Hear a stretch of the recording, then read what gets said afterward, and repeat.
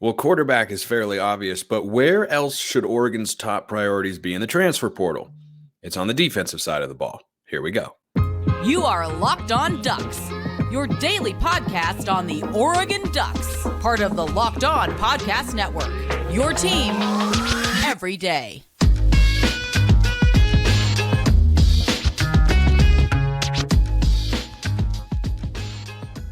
Yes, it is that time once again for Locked On Ducks. I'm your host, Spencer McLaughlin. Thank you so much for making this your first listen or your first view of the day. Part of the Locked On Podcast Network, your team every day, and your number one source to stay up to date with the Ducks. So if you have not already, like, comment, subscribe, rate, review, please, and thank you wherever you listen to or watch the show, which today is back at its normal time and brought to you by FanDuel. Make every moment more. Right now, new customers get $150 in bonus bets with any winning $5 moneyline bet. That could include Oregon's Fiesta Bowl game against Liberty. That's $150 if your team wins. Visit FanDuel.com/lockedon to get started. So, transfer portal, quarterback options, and Bo Nix. What more could you possibly want on a show? I don't know. You tell me in the mailbag, YouTube comments, Twitter, or subtext. Great way to get in there. So, let's start with a transfer portal. I know that everyone would say, number one priority is a quarterback. I think that that's a pretty easy argument to make. It's the most important position in football. Everything seems to be trending towards Dillon Gabriel. It's not official yet. We'll react to it when it does and take an even further deep dive. I've already made my thoughts on the matter pretty clear. In short, for those of you who missed it, I think he is good. I'd rather have Cam Ward. Looks like Oregon is out of the running for Cam Ward, though, at Washington State. So that brings us to the next step of the offseason for Dan Lanning and company, and that's going to the transfer portal to try and make your roster better for 2024. I think the number one need for the Ducks is at defensive back. Notice I didn't say corner. I didn't say safety. I didn't say nickel. I said defensive back because after this year, this is going to be a position group that is shockingly low on both bodies and experience. Now, at some point, you have to, play to get experience, right? And that's a weird dynamic now with the high school recruiting and transfer portal recruiting is, do you ever want to develop a high school kid? I think it's going to be less frequent at positions that are not quarterback. And I don't know that we'll ever, see high school kids get recruited and start at the schools that they are recruited to, at least for Oregon, at the rates at which it used to happen. But that's a conversation for another day. The top portal need for the Ducks is in the defensive backfield. So think about the secondary right now, which did not have its best game against Washington, although the defensive line and everyone else did not do their job well enough to get pressure on Michael Penix, and that makes life tough for the secondary. So I didn't think they were horrible, but they certainly did not play as well as we needed them to and as well as we wanted them to. But think about this position group after this season. Kyrie Jackson just had a first-team all-conference season. He's probably going to the NFL. Evan Williams and Steve Stevens, those two guys are out of eligibility. So just right off the top, that is a pretty, assuredly you're going to have two guys that will be done. Kyrie Jackson, I would guess. I mean, he could come back, get even better, up his draft stock a little bit. I think he's capable of getting drafted right here, right now. So Kyrie Jackson, I would guess, is gone. And I'm pretty sure he has another year. I know that's been kind of murky, but I'm pretty sure Kyrie Jackson could play for another year if he wants to. I think he'd go to the NFL. Then you add in the fact that Brian Addison, Triquez Bridges, and Damon David are all in the portal. Now, David was not a top-of-the-line depth chart kind of guy. He wasn't on the 2 deep this season. But he's a guy who you could have seen being a candidate for more playing time next year if he'd stuck around. He decides to go elsewhere. I think Lanning and company are going to have a plan. But let me just exclude Damon David for a moment.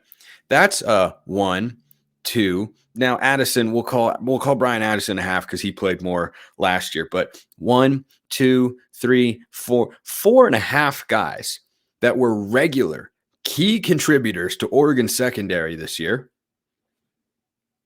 that are not going to be on the roster next year. That's a lot of players, especially when you are running a base defensive personnel that has 5 defensive backs on the field at basically every point in time that isn't in the goal line. So there's going to be a lot to replace on the back end of that defense. We don't know what Dante Manning's going to do. We don't know what there's a name that I'm just randomly missing. Tyshim Johnson, who was Pac-12 honorable mention, is going to do. Tyshim could come. I would think Tyshim Johnson will play another season. You know, he's used his one-time transfer. I guess he could be a graduate transfer if he wanted to go somewhere else. I don't know why he would. I mean, he was a starting safety all season long for the Ducks. If you removed, like, let's look past the Fiesta Bowl and say you didn't add anybody to the roster, the starting lineup for Oregon in the secondary would probably look something like this. Dante Manning at one corner, Nico Reed, I suppose, at the other. Let me double check that Nico Reed even has another year of eligibility. He does. So Nico Reed would probably be the other corner. Tyshim Johnson, probably a safety. Cole Martin, a nickel. And then the other safety spot, I mean, you'd probably be looking at Cody DeCambra, Tyler Turner, you know, Aaron Flowers coming in the 2024 class. We don't know. We don't know. So I think that that's got to be the number one priority because I think you're just the lightest on bodies there. Now, a couple of names to watch in the secondary, in the portal that, you know, I've seen crystal balls for or heard rumblings here or there about, but, you know, mostly just seeing crystal balls for at this point in time. One guy who I know's got one from On3, I believe, Andrew Makuba, is a defensive back from Clemson. He is in the transfer portal, reportedly looking at Oregon. Another guy to watch for is a former five-star recruit and Georgia transfer, Nyland Green, who Dan Lanning recruited down to Athens when he was a defensive coordinator there. So anytime you have guys like that, it's going to get the attention of, you know, a show like this or people on Twitter or anything like that. And understandably so, because recruiting comes down to relationships. And we've seen Dan Lanning lean on connections that he's made in the past previously to bring players to Oregon. For example, Jordan Birch is someone he recruited to Georgia. He went to South Carolina. He goes in the portal. He comes in, has a great season for Oregon this year. We don't know if he's going to the NFL or if he's coming back. We'll just have to see. But Nyland Green is a name to watch for. Andrew Makuba is a watch for, or is a name to watch for. There's another one that just went in the portal earlier today. Achille Arnold from Oregon State. Good player. Good player. We'll see. I have no idea if there's a tie there. I don't know that there is, but it's possible. In theory, just positionally, it could work, but there are going to be a lot of names. There are over 1,000 players in the transfer portal. Now, a lot of those are at the FCS level, but some of those guys are going to go FCS to FBS because they're good enough. Some of those guys will go FBS to FCS because they want to play a little bit more. And that's the way the transfer portal works. But I think the secondary, just from a number standpoint, is the biggest need. And it's not that other position groups, you know, don't have a need for a transfer and a plug-and-play guy. You know, I think the linebacker position is pretty darn set. I think the defensive backs, you need some names in there. You need some just bodies. You need physical bodies. I'm pretty sure there are only a handful of DBs on the roster right now for the Ducks. I mean, you got Cole Martin, and, you know, we'll see where the current true freshmen, Dalen Austin and Roderick Pleasant, are for next year. But I think that the defensive line is a curious one. I think the defensive line is curious because you don't have a lot of experience on there. You do have quite a bit of talent and some experience. I don't think they're going to be as busy in the portal along the defensive line as everybody might think, but we'll have to see. But I think that's where things kind of stand defensively, and I think defensive back is certainly the biggest need. Let me know in the YouTube comments, which are back to working normally again, so it's a lot easier to see. Great way to get in the mailbag as well. Twitter at Smalls_55 or at Locked On Ducks, or you can become a Locked On Ducks insider over at Subtext as well. Free 14-day trial. Then it's $5 a month. That's it, and you get all sorts of perks. But today's episode is brought to you by FanDuel, because as the weather gets colder, the NFL offers stay hot on FanDuel. That's right. They do. Chilly on the outside, heating up in the FanDuel world. Right now, new customers get $150 in bonus bets with any winning $5 money line bet. That could include, if you're new, Oregon over Liberty. They're about a 15.5, 16-point favorite over the Flames. Could work out. I'm just saying, you get $150 if you place that bet of just $5 and Oregon wins, which I expect them to. If you've been thinking about joining FanDuel, there's no better time to get in on the action. The app is super easy to use. There's a wide range of betting options, including spreads, player props, over-unders, and more. You can get everything you want over there. NFL, college football, it's all available on FanDuel. Visit FanDuel.com/locked-on. Kick off the NFL season. FanDuel, official partner of the NFL. Alrighty then. A couple of thoughts on the transfer portal. So this question came in from Tyler asking for thoughts about the different quarterback options outside of Dillon Gabriel. Now, everything is trending towards Dillon Gabriel will be on the Oregon roster. The expectation would then be Ty Thompson probably transfers. I'd feel bad for the kid if he did. Maybe he'd stick it out. Maybe he likes being the number 2 quarterback and, we'll wait for his opportunity once again. I don't know. I have no idea what's going through his head. I think there's a pretty reasonable case to be made that a year ago at this time, when we were all pondering whether or not Bo Nix would come back for a 5th year of college football, which of course went very well for him as he's, off to New York to be a Heisman finalist. We'll talk about him a little bit later in the show here. You could have made the case back then, well, Ty's not going to sit. Well, he did. Would he do it again? I don't know. I could have seen him leaving last year. He didn't. So we'll see what he ends up doing. But Tyler's asking about the quarterback options outside of Dillon Gabriel. 3 guys he wants to know about: Cam Ward, Kyle McCord, DJ Uiagalelei. So I'll start with Cam Ward. Seems like Oregon's not moving in that direction. Feels like there's more momentum for some other schools. I would not be opposed at all. Cam Ward would be my number 1 guy. I'm a Cam Ward fan. I think that up at Washington State, they've gone 12-13 over the last couple seasons. If he hadn't been there, it would have been a lot worse than that. He's a really good football player and was their entire offense. He had good but not elite receivers, and he had, like Lincoln Victor, Josh Kelly, they're Kyle Williams, a good core, not a top 3 or 4 wide receiver core in the Pac-12. And so I think you combine that with just okay offensive line and no running game. I think there's a lot of untapped potential there. Whereas a guy like Dillon Gabriel, I think he is what he is, which this year, by the way, was over 3,000 yards, almost 70% completion, 30 touchdowns, and 6 interceptions. That's a great season. That is an outstanding season. I think that's what he is. I think Ward can kick it up to another gear, but I haven't seen or heard anything with regards to Cam Ward in Oregon, so feels like the Ducks are going in a different direction there. DJ Uiagalelei, his dad has dropped hints on Twitter. Oh, yeah, it'd be awesome for this to happen. I think DJ is an awesome guy. I think he's going to go down to UCLA, play for Chip Kelly. We'll see. I may or may not be right about that. Florida State's reportedly been interested, but I have no interest in DJ Uiagalelei. He is a guy that, has a certain floor that is solid for, a program like Oregon State that last year had Ben Gulbranson and felt like they were held back in that regard. Worthy of note, they won more games last year than they did this year, I think because their defense was a little bit better a season ago.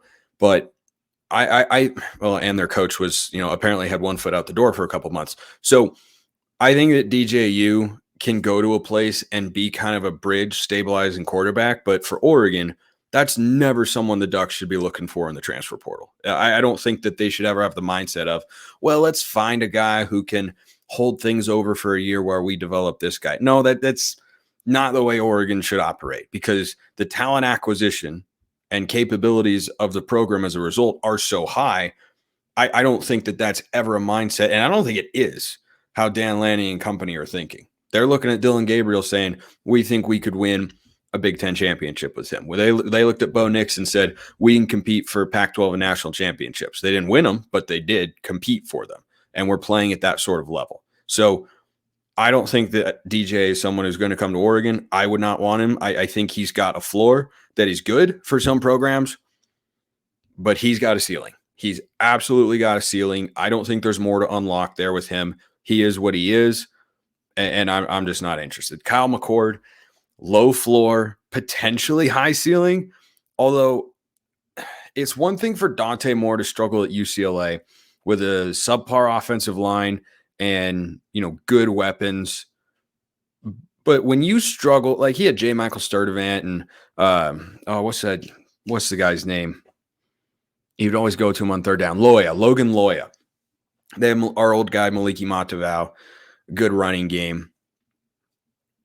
It's one thing for Dante Moore to struggle there because I don't think he was set up great for success this year at UCLA.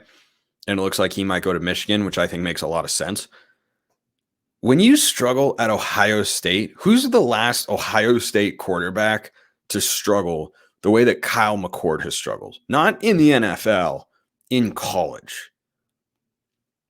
Ryan Day's a really good football coach. He's a great offensive mind. He's been a quarterback guru. You've got a great O-line, a capable running game, and the guy who many believe is the best wide receiver prospect for the NFL draft in the last 15 years in Marvin Harrison Jr. I mean, when you struggle with that, that gives me a lot of pause. So if Oregon's going to bring it, I have the same standard with McCord as I do with Dante Moore. I don't see the point. If you're going to bring in somebody who is not at a peak level for what his potential is and who needs a little bit further development, just go with Ty because he knows the system and the other guy would be learning it for the first time. And I've seen enough from Ty to make me think he could be a starting quarterback. Now, he may never get that chance at Oregon, and we'll just assess that as, things kind of go on here. But I am not interested in Kyle McCord in any way, shape, or form. I hope he finds a spot where he can unlock his potential because he was a highly rated recruit for a reason. But he and Dante Moore both. There's no upside to me to bringing those guys in versus just going with Ty Thompson. So, I'm out on McCord, out on DJ. Would love Cam Ward, but it looks like Oregon's not going to go there. So, speaking of quarterbacks, by the way, this question came in from C.Smooth. Nice. Hey, Spencer, daily listener here. My guy's an everydayer. What an absolute legend. I wanted to ask you your thoughts about Bo's interception during the Pac-12 Championship Game and how defenders can go out of bounds and back in, but not offensive guys. No way Bo throws that if the DB was in bounds. Dude was blended in. So, a couple things. Receivers cannot go out of bounds, but if they are at all pushed out of bounds, they have to reestablish with 2 feet. But if they go out of bounds on their own accord, no, they cannot do that. The reason that they can't then catch the ball, they have to have been pushed out. The reason is that there is no advantage for an offensive player or for a defensive player to run out of bounds. There is an advantage for an offensive player to run out of bounds. And you might say, well, Bo, might have thought he was blending in with the sideline and everything. There is no way. I don't want to sit here and make excuses for that. Bo in his post-game press conference, he said that, the one play or maybe a couple plays, one of a couple he'd like to have back was the interception. That ball has to be thrown away. I mean, that was probably the worst Bo Nix throw since the Georgia game, in which he threw just a horrible interception on a poorly set up 4 wide to the right fake bubble that Georgia wasn't biting on. Like, that was Anthony Brown-esque from 2021. I was having flashbacks. It's like, just throw the ball away. You just throw the ball away. Yeah, he might have thought he was out on the sideline, but he did come back in. He reestablished with 2 feet. It was in the letter of the law. He was fine. The Washington player that was. Now, that didn't actually end up costing Oregon any points. It cost them momentum. And that 100% is why Bo said after the game, I'd like to have that one back. You got to throw that ball away. Like, that was old Bo Nix, and that's what made it so weird to look at, because Bo had that moniker at Auburn that people gave him, Bo Picks and whatnot. He completely shed that at Oregon. Like, he just didn't turn the ball over. He was always making the right reads and good decisions, and he needed to just throw the ball away. He was trying to force the issue. I think it went back psychologically to the slow start in the game and him feeling like, man, we really got to pick it up and we got to make stuff happen. Got to just live to see another down. That was, I think, a 2nd and 8. 3rd and 8's a lot better than an interception. And I don't think he was trying to throw it away. I think he thought Trayshawn Holden was maybe there. He wasn't. Like, that's just got to be a throwaway, full stop. I don't think there was any upside there to Bo Nix throwing that football. Like, it's just got to be a throwaway, and he would tell you the same thing. He won an award over the weekend down in Las Vegas, and he is going to be a finalist for another award. Could he actually shock the world and win the Heisman Trophy? No, probably not, but he definitely deserves to be there. You deserve to hear about how great PrizePicks is, because that's the largest daily fantasy sports platform in all of North America. The easiest and most exciting way to play daily fantasy sports. It's just you against the numbers. Instead of battling thousands of other players, including pros and sharks, you pick more than or less than on 2 to 6 player stat projections, and you watch the winnings roll in. Want to play alongside some of PrizePicks' favorite players like rapper Meek Mill, comedian Andrew Schultz? You can find community plays under the promos tab of the app if you view the entries from some of the biggest names in the PrizePicks community each week. PrizePicks even offers a reboot policy, so your entries stay in play even if one of your players gets injured. For football and basketball games, if you have a player who exits the game in the first half, does not return in the second, that player is rebooted. PrizePicks is the only daily fantasy sports platform with an injury insurance policy. So go check them out at prizepicks.com/lockedoncollege. Use code lockedoncollege for a first deposit match up to $100. That's prizepicks.com/lockedoncollege. Use code lockedoncollege for a first deposit match up to $100. PrizePicks, daily fantasy sports made easy. So Bo Nix won an award centered around service and excellence on the field, and I think academics was a part of it as well. He met Tim Tebow down there and everything, and now he's off to New York City at some point in time to be a part of the Heisman Trophy ceremony. And I don't think we should let the disappointing end in the Pac-12 Championship game tarnish how we feel about that guy. Yeah, he's going to walk away without a single win against Washington, and as frustrating as that is, it's not entirely on him, and I do not feel any differently about him, because I just love the way that he has played over the last couple of years, and above, not necessarily above. I mean, I love the way he plays, and everything he's done for the Ducks on the field has been fantastic. But that guy is an ambassador for Oregon, for college football, for just being a good human being, and I think that he is so great in that sense. And I love seeing him get that award. And he was first team all Pac-12, which made Washington fans, not all of them, by the way. I was texting Roman Tomashoff of Locked On Huskies, who's a good dude, about that. And he was like, yeah, I mean, I get it from a statistical standpoint, because guess what? From a statistical standpoint, it makes sense. It's like Bo Nix ran for more yards. He threw for more touchdowns. It's an individual stat award. Husky fans were all mad about it, but it's an individual award, not a team award. And anyone says, well, he beat him head to head twice. Like, that's not what we're doing here. But, regardless, I feel like, for Bo, he has just been so great and so tough and gritty. The thing that I appreciate about him a lot is the way that he just wants to go out and compete no matter what. And I think we're seeing that with his decision to play in the Fiesta Bowl. Caleb Williams is not playing in the Holiday Bowl. A lot of other quarterbacks wouldn't play unless they had a chance to win a national championship, which Bo does not. But I think the fact that he wants to go out and play says a lot about him and all the accolades he's gotten. First team all Pac-12, Heisman finalist. I forgot the name of the award he got down in Vegas for, just being a really well-rounded person in addition to an outstanding football player. We should never take that guy for granted. And he played at such a high level this season. Probably would have won the Heisman Trophy had Oregon beaten Washington. Unfortunately, of course, they did not.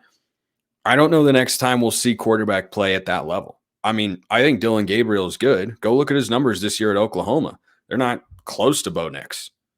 Bo Nix threw 10 more touchdowns. He threw for several hundred more passing yards on the year. He had fewer interceptions. He had a much higher completion percentage. He played at a level that was actually statistically greater than what Mariota did, except for the rushing component in Mariota's Heisman season. I just don't want the teams lack of reaching their ceiling in each of the last 2 years to overshadow how great that guy has been. I don't know the next time Oregon will have a quarterback that plays at that level.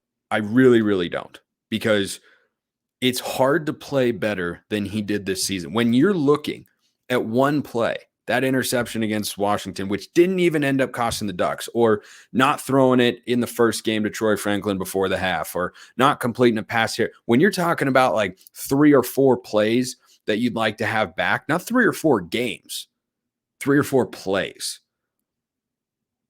That's a ridiculously high standard. And I think that that's what he set for himself. And, you know, he deserves all his flowers, and he's not going to win the Heisman. Jaden Daniels is going to win, going away with it. And I understand that. And I think we should appreciate this. Is just the 3rd time in my life an Oregon player has been a finalist for the Heisman. Doesn't happen very often. It's a testament to how well he played. And I think that next year, frankly, even if Dillon Gabriel comes in and does well, I think we'll be looking at it going, he's just not quite Bo Nix, because Bo has set a really, really high standard. Final question here, a fun one to end today's show. This is from Peyton. Hey, man, let me ask you this. Out of all the stadiums you've been to for your play-by-play calling, what is the best stadium you've been to? So, for those who don't know, I'm the voice of the Southern Utah Thunderbirds, competing in the Western Athletic Conference for basketball and all other sports in the UAC. It's an FCS football program. And this is a difficult question. I've had the great fortune as a play-by-play guy to go all over the country and do all sorts of stuff. I'll throw in as an honorable mention here, Rice-Eccles Stadium in Salt Lake City, where Utah plays. I haven't done play-by-play there. I will next year, but I've done color commentary there, and it is a truly awesome place. But when I think about football games or stadiums that I've been to that have been the most awesome to call a game from, there are 2 places that stand out. Well, 3 places that stand out. Number 1. Okay, I know what the number 1 is, so I'll start with number 3. Number 3 is Sun Devil Stadium, which is now Mountain America Stadium down in Tempe. Super awesome to call a game there this year. And Southern Utah should have beaten Arizona State. Number 2, I would put Montana. I didn't technically do play-by-play there again, but Montana, they've got awesome fans. They're still live in the FCS playoffs. They're really, really good. Their fans are awesome, and that stadium is really, really cool. But number 1 for me, earlier this year, I did the play-by-play radio broadcast for Southern Utah at Lavelle Edwards Stadium at BYU. And that's a fantastic place to call a football game. Awesome crowd, amazing environment, super cool scenery, jam-packed stadium against an FCS team. I think that would probably have to be my number 1 for stadiums. And for arenas, back in college, I went to Santa Clara, and we did a game up in Spokane at the Kennel against Gonzaga. That crowd was right on top of us during the call. Bro, it was awesome.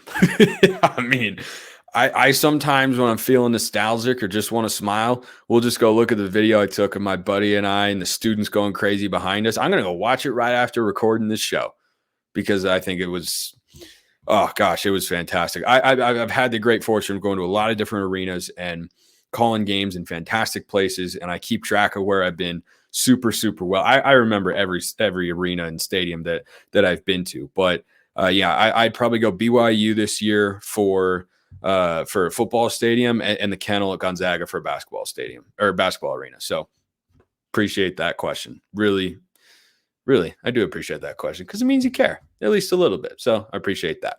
Appreciate all of you. I'll see you next time. Have a wonderful rest of your day. And as always, go Ducks.